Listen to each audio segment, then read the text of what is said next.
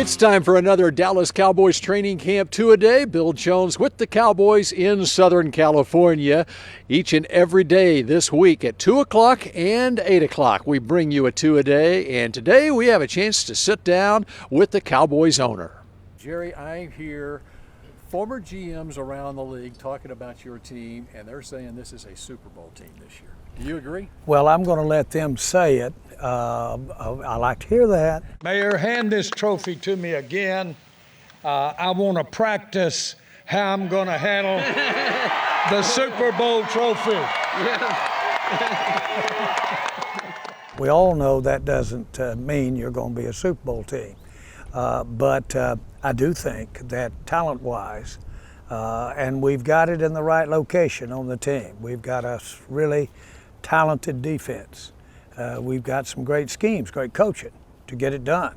And then we've got a very unique situation to have our coach move in, who is an outstanding play caller, outstanding offensive coach, and have him move in and take the good parts, take some of the stuff he'd like to incorporate. So I'm excited not only about the talent level of the depth, but the coaching that's guiding it. You know, Brian Schottenheimer is saying he sees a re-energized Mike McCarthy out on that practice field as the play caller. It's not often that a top 5 scoring team in the league changes play callers. Why'd you do it?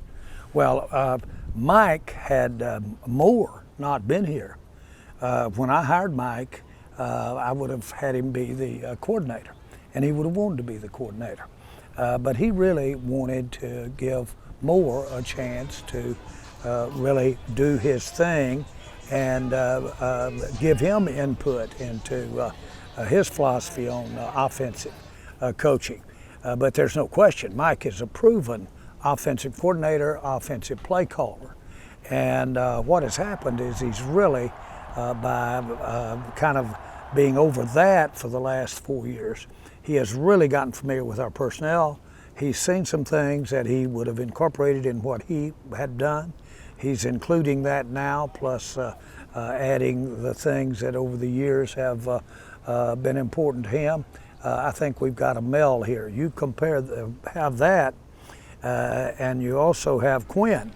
Well, in effect, we have 2 head coaches really coaching this football team, and so they feed off each other. So I'm really pleased with the setup here. Do you think the change in offensive play caller fixes Daks' interception issue he had last year? Because that was an anomaly in his career. I mean, his rookie season he only had 4 picks. Exactly. I was telling a story recently about his mother when he would walk out their home, or their mobile home, if you will. Not every time, but when he walked out, she would say, "Dak, no interceptions today at practice or game, no interceptions." He has thoroughly been indoctrinated in protecting the football. He was before he ever got here.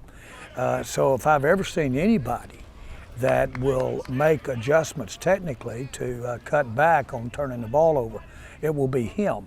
You add that to the fact that what we're doing, the blocking schemes, what we're doing on some of the short passing game, what we're doing on reading the routes and the route running, all of that is going to be cumulative. It will be an adjustment, not a complete overhaul, but it will be an adjustment that will really, in my mind, help our turnover ratio.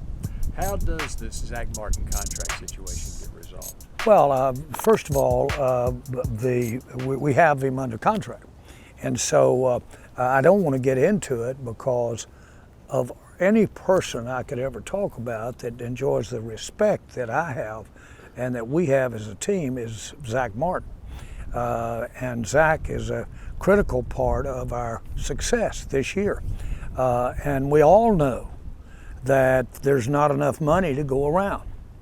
If everybody gets what they think individually they are at that time.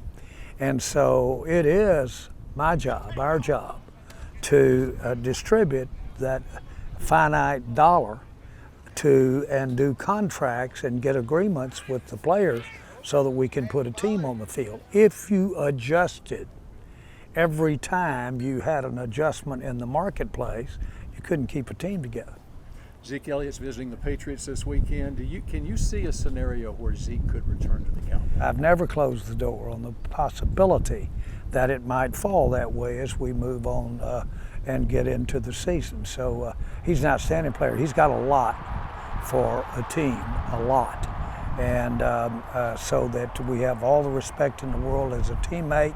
So he has a lot of the things that would cause us to keep our interest in him being on this team.